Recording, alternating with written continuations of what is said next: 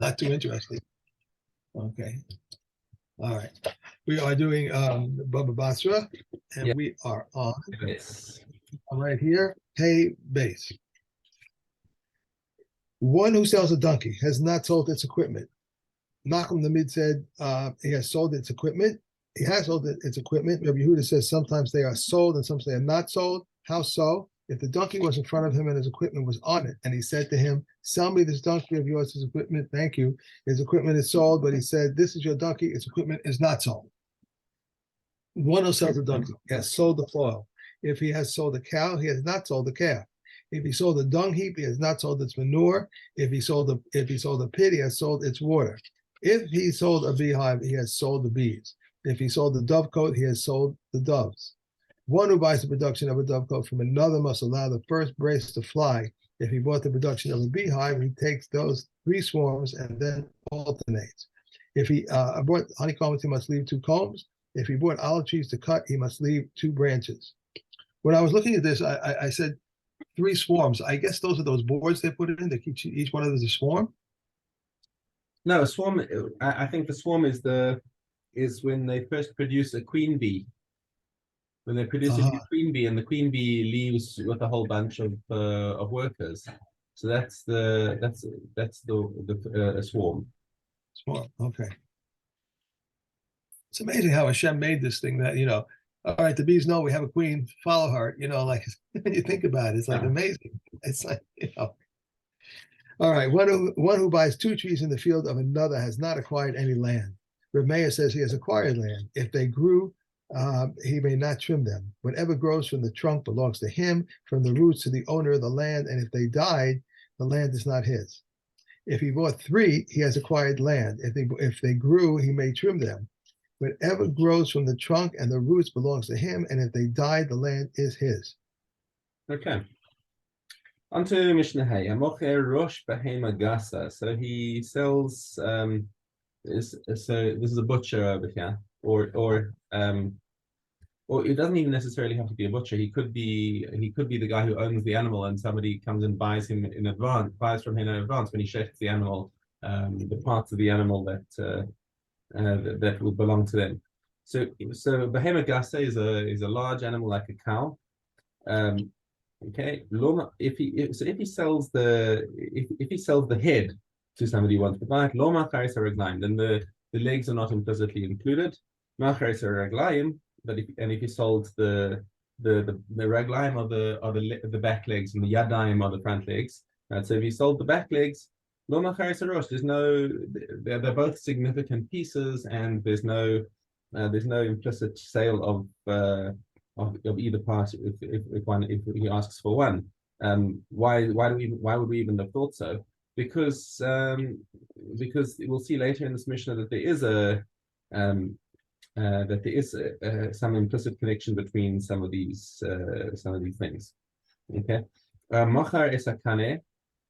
If he sells the kane is the windpipe, which basically he's selling the entrails kind of thing.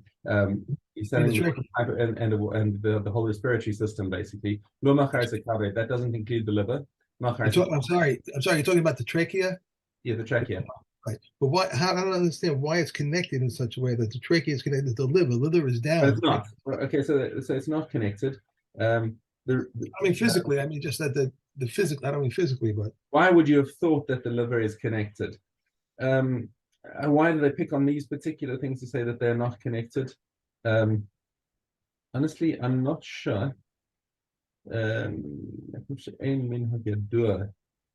trachea is at the top, the liver is at the bottom, so I don't see a connection. What the answer is that? Yes, yeah. So right, why would you have thought that the liver might come along, and that the Mishnah has to come along and tell you that the liver doesn't come with it? By the way, just a footnote here in Kahati's commentary, the Gemara states a brayso that all of these dinim are stated in a place when there's no explicit minhag. But if there is an explicit minhag, obviously, then everything goes according to minhag medina. So we know that there are some some parts that let's move on with Okay. connections. Okay, if he sells the liver, he hasn't sold the trachea. Okay, abal badaka. When it comes to a small animal, a goat or a sheep, macharis arosh, macharis araglaim. If he sells the head, then he has also implicitly sold the legs. So you see, why did we mention the legs along with the head? Because when it comes to a small animal, then that's an implicit thing because there's not much meat on the head. And so when somebody says you're taking the head, the minhag was to give him the legs along with the head. However, if he ordered the legs, he doesn't automatically get the head. So because the legs themselves have got a lot of meat on them. But, That might be also with the trachea, and the trachea and the liver might be the same thing. Mm-hmm. We can't much on the trachea, but there's more on the liver. We'll see over here. If he sold the trachea, then he has sold the liver because there's not a lot of meat in the trachea, but there's plenty to eat in the liver. However, if he sold the liver, that doesn't give. So that seems to be was the minhag in those times. If you had a small animal and you wanted to have the liver and the trachea, you would go and ask for the trachea, and then you get the liver too. Okay. So the reason why I'm not sure again what's the connection between the trachea and the liver. Why would you automatically get the liver when you're asking for the trachea, or what's the connection between the head and the back legs? I don't know. But I'm sorry, what you said before makes sense. I mean, they're giving him buying the trachea, but he's not getting any meat. He's not getting anything. So let's give him a liver, or let's give him, that makes sense. The whole connection there. Okay, Mishna Vav. Arba midos b'mokrin. So in other words, there are four different dinim when it comes to selling. Machar lo chitim yafos v'nimtzu uraos. If he sells if the advertising says I've got high quality wheat, and the buyer takes possession of it and finds that it's low quality, so then the customer can take it back and say, I want my money back, and he's entitled to do that. If he advertised that they were poor quality and it turns out that they're actually very good quality, then the seller can say, whoa, I gave you the wrong stuff. I told you it was low quality and I gave you high quality. Please can you bring it back and I'll give you the low quality stuff. So he can reverse the deal if he wants. Raos Yapos, if he sold exactly what he said he was selling, okay, there was no trickery either way. Then there's no way to unilaterally reverse the deal. You need both of their consent in order to reverse it.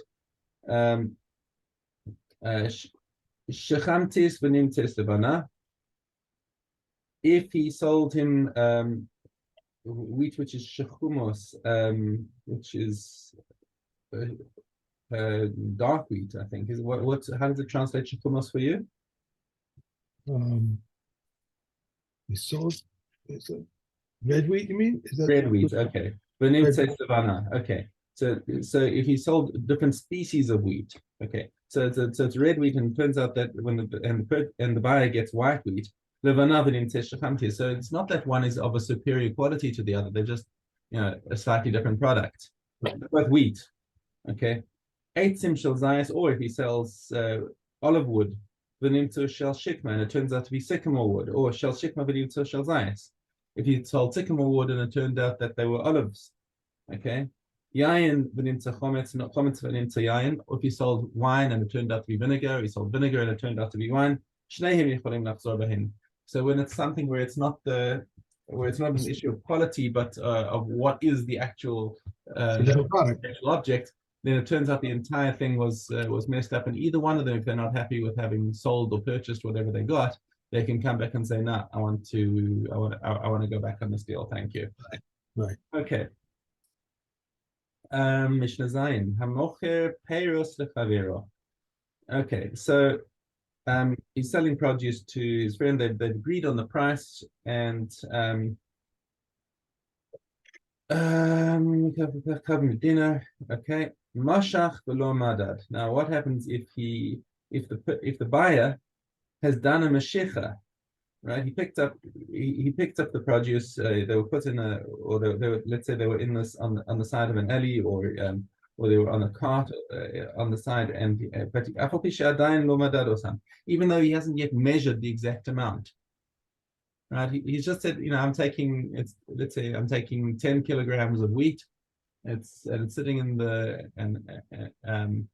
and he either did a mashicha. If it's a large quantity, you have to do a mashicha, or if it's, even if you're sitting in a shop and you've agreed on the price, and he picks it up, that would be the same deal, because he's done the kinyan.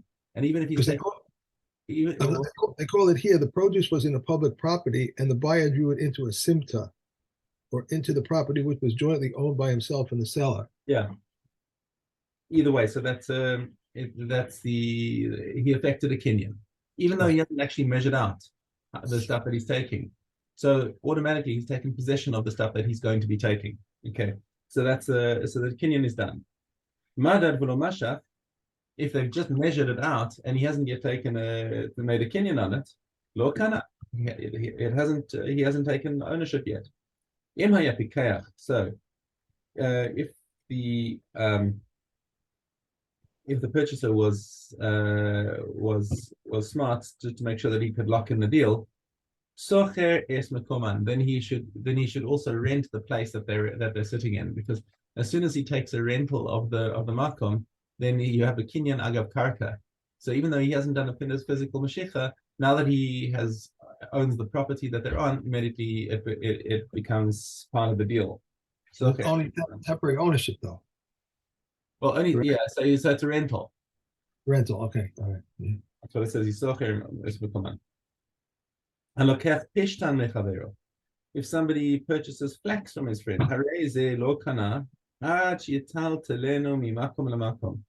he has not taken ownership of it until he moves it from one place to another place. In other words, until he does hagbah on it, right? Just like the reason we said in the first part of the Mishnah, right? So this things that where the minhag is to pick them up. You can't do a mashicha on something that's normally done by hagbah, right? We've learned that somewhere before. Right. That let's say I've got my coffee cup in front of me over here. If I wanted to purchase, if you wanted to purchase a cup of coffee from me, the way to do it is by picking it up. If you took it and dragged it along the ground, that would actually not count as a kinyan. It might break the cup. Okay.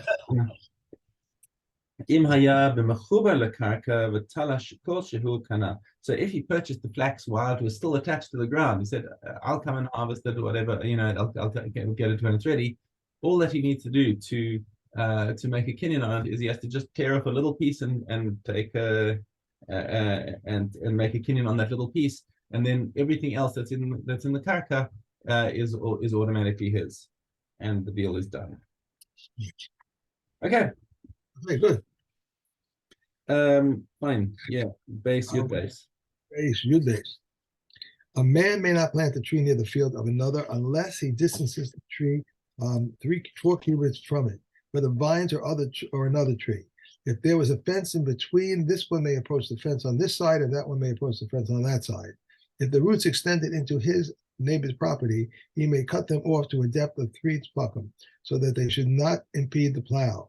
If he was digging a pit, a pitch, or a vault, a ditch or a vault, he may cut downward, and the wood belongs to him. If a tree's branches extended over the field of another, he may cut them off to the height of an ox goad raised above the plow. With a carob or sycamore tree, he may cut them along the plumb line. In the case of an irrigated field, he may cut the branches of any tree along the plumb line, and Abishol says he may cut any non-fruit-bearing tree along the plumb line. If a tree extends over the public domain, one may cut it so that a camel can pass beneath it with its rider. And Rabbi Yehuda says a camel bearing flax or bundles of branches. Rabbi Shimon says the entire tree is cut along the plumb line because of truma. Okay, that's it. Correct? Yes. Okay. Bava Metzia. Gimel Yud. If one deposits money with another, and he tied it up and slung it behind him, or gave it to his minor son or daughter, and locked the door before them inadequately, he is liable, since he did not watch a showman do. But if he watched a showman do, he's exempt. If one deposited money with a money changer and it is tied up, he may not use it. Therefore, if it is lost, he is not responsible for it. If it is untied, he may use it. Therefore, if it's lost, he is responsible for it. For the householder, however, whether it is tied or untied, he may not use it. Therefore, if he lost it, he is not responsible for it. A storekeeper is like a householder. These are the words of Reb Meir, and Reb Yehuda says a storekeeper is like a money chamber. If one uses the deposits for his own purposes, Reb Shammai says he must suffer whether it loses value or it gains. Beis Hillel says at the time of its being taken out. Reb Akiva says as of the time of the claim. If one intends to take a deposit for his own use, Beis Shammai says he is liable. Beis Hillel says he is not liable until he uses it for his own purposes, as it is said, if he has not put forth his hand on the other's good. How? If he tilted the cask and took a quarter of a log from it and broke, he pays only the quarter of a log. If he lifted it and took a quarter of a log from it and it broke, he must pay the entire value. Yeah. Sota. Daladal. The wife of a Kohen may drink, and she is then permitted to go to return to her husband. The wife of a sterile man may drink. A warning can be issued even in respect to all those forbidden in marriage by reason of kinship, with the exception of a minor and one that is not human. The following are the women to whom the courts give warning: one whose husband has become a deaf mute or mentally incompetent, or who has been incarcerated in a prison. They did not say this in regard to giving her to drink, but only in regard to disqualifying her from receiving payment for her marriage contract. Rabbi Yossi says, even in regard to giving her to drink, so that when the husband comes out of prison, he will give her to drink. Just as the waters test her, so the waters test him, as it is stated, and they shall enter, and they shall enter. Just as she is prohibited to the husband, she is also prohibited to the adulterer, as it is said, become defiled and be defiled. These are the words of Rabbi Akiva. Yeshua said, so does Zechariah ben Katsev expound. Rabbi says the two mentioned in the passage of she had become defiled, he defiled. One is regard to the husband and the other regard to the adulterer. Okay.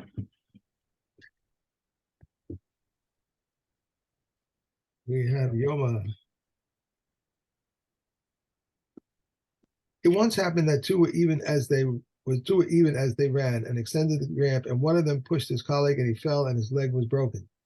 Once the court realized that this was a danger, they instituted that they may not remove the ashes from the altar except by lot. There were 4 lots, and this is the first lot.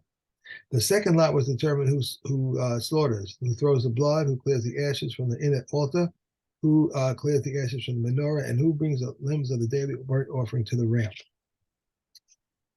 The head and the hind leg, the 2 forelegs, the tail and the hind leg, the breast and the neck, the 2 sides and the intestines, the fine flour, the kavitim, meal offering, and the wine. 13 Kohanim won it. And Ben Azai and Reb Yekiva's presence quoted Rabbi Yeshua, who it was offered in the same way as it walked. The third lot, the new to the incense, come and draw lots.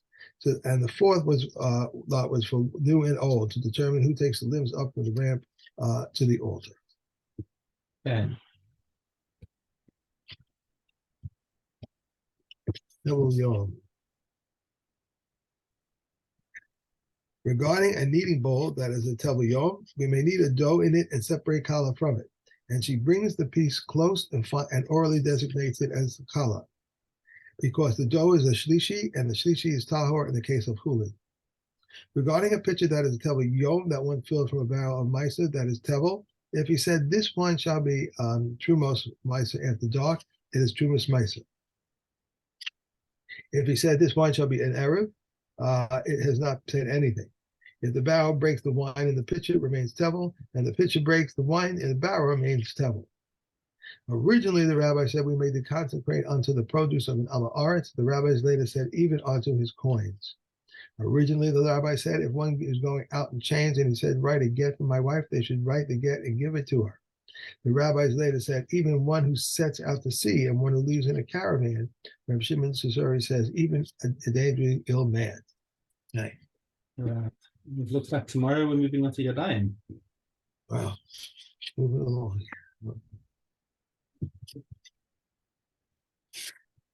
Okay, Christos. There is one who performs one act of cohabitation, and there is one who performs one act of cohabitation and is liable for it to 6 katos. He who cohabitates with his daughter may be liable for her as his daughter, his sister, his brother's wife, his father's brother's wife, a married woman, and a menstruate. And he who cohabitates with his daughter's daughter may be liable for her as his daughter-in-law, his wife's sister, his brother's wife, his father's brother's wife, a married woman, and menstruate. Rabbi Yossi says that the great-grandfather transgressed and married her, he is liable for her as his father's wife, and so he who cohabitates with his wife's daughter or with his wife's daughter's daughter. He who cohabitates with his mother-in-law may be liable for her as his mother-in-law, his daughters-in-law, his wife's sisters, his brother's wife, his father's brother's wife, married woman, and a menstruant. And so is he who cohabitates with his mother-in-law's mother or his father-in-law's mother. But Yochanan ben Nori says he who cohabitates with his mother-in-law can be liable for her as his mother-in-law, his mother-in-law's mother, and his father-in-law's mother. They said to him, the 3 of them are one denomination. Said Rabbi Kiva, I asked Rabbi Gamliel and Rabbi Shua in the meat market, Im Umus, I don't know what that is. Imamus, right? Oh. Yeah, whatever, it's a place. Emma Us, I'm looking at the Hebrew. Emma Umu, okay. When they went to purchase an animal for Rabbi Gamliel's son's feast. One who cohabitates with his sister, his father's sister, his mother's sister, in one lapse of awareness. What if he is liable for? He is liable to 1 katos for all of them or 1 for each. And they replied to me, this we have not heard. But we have heard that one cohabitates with his 5 menstruous wives in a single lapse of awareness. He is liable for each one, and we believe that the matter is a kavakoma. Okay. Okay.